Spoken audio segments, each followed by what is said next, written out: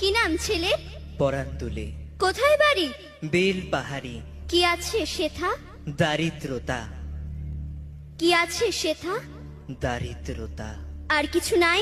খিদের বালাই পড়াশুনো? কেউ করি না। স্কুল আছে? নয়কো কাছে, কত দূরে? দেবান্তরে। মাস্টার কটা?